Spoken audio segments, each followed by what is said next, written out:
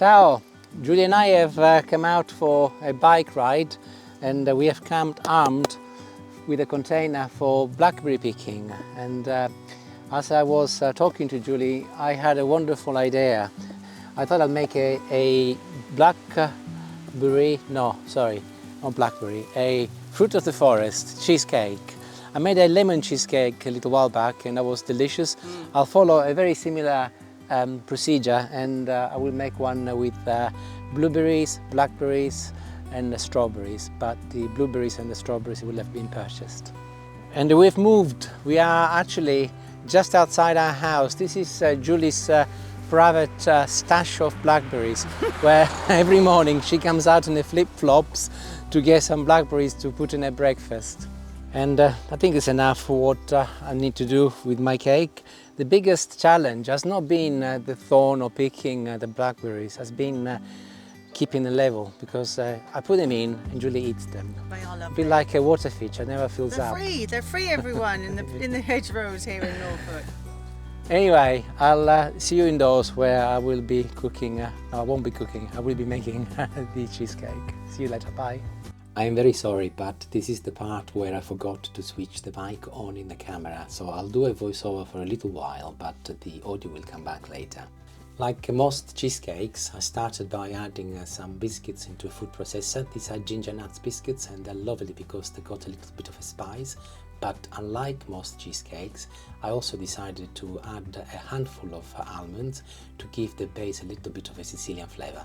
I gave everything a good mix until I got a nice crumbly finish, added some melted butter and mixed everything together, ensuring that the batter was fully absorbed by the biscuits. This is my favorite baking tin. It has a clip on the outside, it measures 25 centimeters in diameter, and I lined it up with some baking paper, making sure that I've got some excess on the outside. I poured in my biscuits and batter mix, and I would recommend to use a spoon to spread it across. It is nice and strong and you can compact it down, especially around the edges where it will be visible from the outside. And this is where I'm telling you that I'll be popping it in the fridge for 15 to 20 minutes. These are gelatin leaves which I'm putting inside a bowl, and they are widely available from most supermarkets. And I'm now covering them with some cold water and I will be leaving them for 5 to 10 minutes. Next I will be making some fruit of the forest juice. And these are a couple of 100 grams of frozen fruit of the forest, and they are accessible from most supermarkets also. And to ensure I got enough juice, I also added a little splash of water. I put them on the hob. Once they start boiling, I put the lid on and left them to simmer for 5 minutes. And using a sieve, I separated the juice from the fruit and I left everything to cool down for a few minutes. In the meantime, I started working on my filling. This is a fresh double cream and I'll start mixing it until I get nice stiff peaks like this. In a separate bowl, I added some mascarpone cheese, followed by a couple of pots of black cherry yogurt and some granulated sugar. I mixed everything together and then I added my whipped cream. And using my electric whisks, I mixed everything together once again. I am now pouring my fruit of the forest juice back in the saucepan. I'm also squeezing the water out of the gelatin leaves and added them to the juice. Back on the hob, and this will not take long. This is to ensure that the gelatin leaves melt with the juice. And once ready, I left it to cool down for a couple of minutes so that it wasn't boiling hot by the time I added it to the cream. And look at that beautiful and wonderful radiant color, followed by one final whisk to ensure that everything is mixed together nicely. Time to get creative next. I've added some blueberries on top of my biscuit base, which by now is nice and firm, and I'm now lining them up against the edge of the tin. And I'm now adding the fruit which I separated from the juice earlier, and this will be a lovely surprise when everybody bites into the cake. I'm now covering the base with my cream, but I've been extra careful as I do not want to dislodge the blueberries away from the edges, as they will look absolutely fantastic by the time the cake is finished. I am smoothing the cream with my spatula first, but I always give the tin a good shake to ensure that everything is lovely and level. And this is the part where I'm telling you that I will be putting a little plastic cover on top, or you can use a cling film if you like, and I will be placing it in the fridge overnight until tomorrow morning when I finish the cake, and the audio will be back by then. I'm leaving mine overnight in the fridge as I need to make dinner. I will be making some pizzas actually, but if you were to make yours during the day, make sure that you leave it in the fridge for the very least 3 hours to ensure that the cream is nice and set before you move on to the next steps. Buongiorno and welcome back. Hopefully the audio is sorted, and apologies for the error. You would have thought that after 9 months of making and editing videos, I would have grasped the basic principle that the mic needs to be switched on. Anyway, today I will be finishing the cake, and I'll start by making a glaze or a topping or custard, whatever one wants to call it. Julie said that it's a topping, I think it's a glaze. But before I do that, I want to do some decorations, and I'll show you what I mean. Here's my cheesecake straight out of the fridge and nice and solid, which is great. These are the blackberries which I picked yesterday. I washed them and they're dry and they're ready to be used now. And just like I did yesterday with the blueberries when I applied them on top of the biscuits, I'm doing the same, but this time with blackberries. And I'm going around the edges on top of my cream. And that is the last one, and next I'll go along and I'll make sure that I push them down gently to ensure that they do not roll over, but they look like they're sitting quite nicely against the edge anyway. And I'll put this on one side and I'll start with the topping next. This is the remainder of my black forest fruit. That is what the bag is labeled as. It was frozen and now it's totally defrosted, and it's 250 grams in weight. And I'll pour everything inside a little food processor, and I'll go ahead and mix it together. Ooh, that looks lovely. And I'll pour that in a bowl.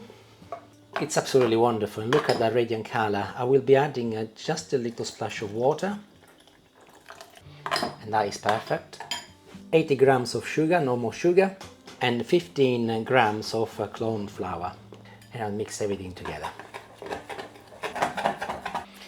And I'll transfer it into a little saucepan next. And I'll move to the hob on maximum and I'll start mixing immediately. And it's getting quite hot now, and I'm continuing mixing it constantly, otherwise I'll get stuck to the bottom of the pan. And you can see that actually that there is some smoke coming up. And it's now beginning to boil, which is perfect. I'll carry on mixing it for another 30 seconds. And then I will remove it from the heat and I'll stir it for a further 20 seconds. So it is ready now, and using the back of a spoon I will help myself in making sure that it doesn't go everywhere, and I'll just spread it evenly across the surface of my cheesecake. And I'm gently going around now and making sure that my topping touches all of my blackberries. A little shake to make sure that it's spread evenly. And it's ready to go in the fridge for 30 minutes, enough for the glaze or the topping to set. In the meantime, I'll come back and I'll get on with some of the decorations.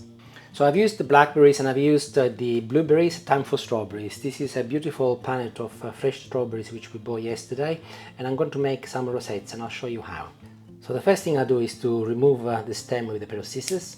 You can use a paring knife or small sharp knife, whatever you go handy, but make sure that it's sharp. And I'll be doing these movements as I cut through. I'll start going towards the outside of the strawberries and then I'll go back in. Halfway, and gentle cut, and you're making effectively a petal. And I'll do the same.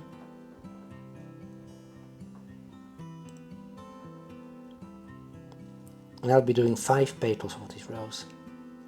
The inside is a little bit weaker now, so I will be going vertically but on an angle. And I'll be cutting the corners this time. And the very top of my rose, I will just chop it with a knife. And I'll go back with my knife now, and I should be able to open it up. And there it is, a beautiful little rose. In the meantime, the topping of my cheesecake is set, and I'm now ready to do the decoration. Before I unclip, normally I would have gone along with a spatula to make sure that it's all loosened up, but I don't want to do that today because I've got the blueberries in here and obviously the blackberries, and I'll be swallowing them. So I just pray that it's going to be okay. So I'll start by gently, very gently releasing the clip.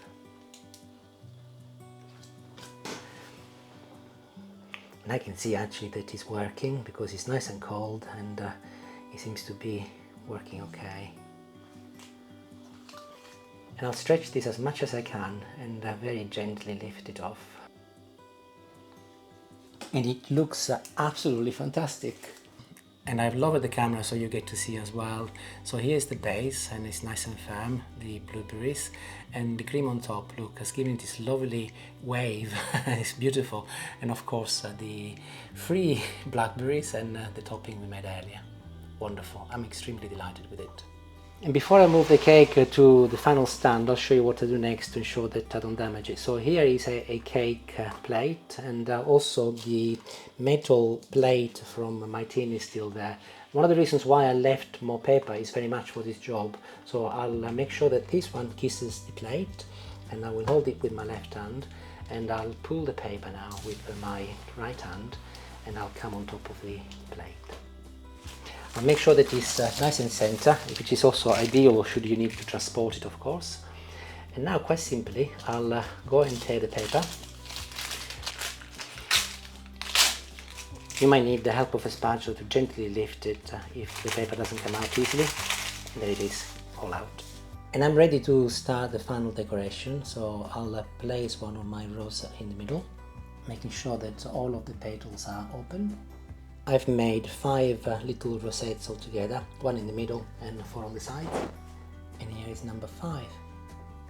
And I'm now adding some blueberries to connect the end of each rose against the blackberries at the edge. Of course, this is all optional, it's just visual and cosmetic, but it will look very nice. And to bring out a little color and contrast, I'm adding some mint leaves in each one of the little sections. That's it, that's the last one done. And the cheesecake is finished. All I need to do now is safely move it onto my stand. And there it is, looking absolutely fabulous. And I will not be tasting it for a change. The family's coming around later for dinner. It'd be nice if it was whole.